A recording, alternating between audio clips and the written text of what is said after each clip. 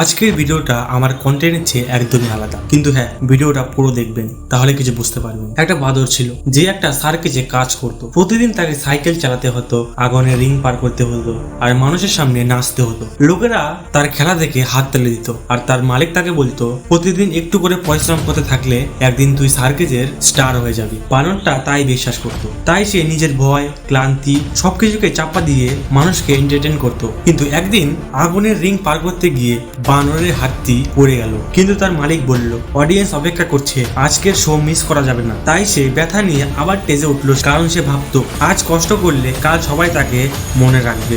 ধীরে ধীরে তার শরীর দুর্বল হতে লাগলো, চোখের নিচে কালো দাগ, হাঁটতেও কষ্ট হতো, কিন্তু তবু সে থামতো না। একদিন শো চলাকালীন বানরটি হঠাৎ সেই টেজেই পড়ে গেল।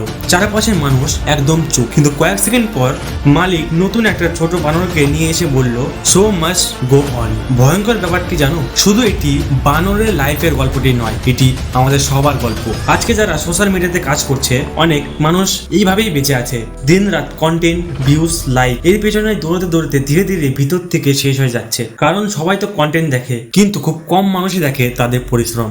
আপনাদের কি মনে হয় কমেন্টে জানাবেন।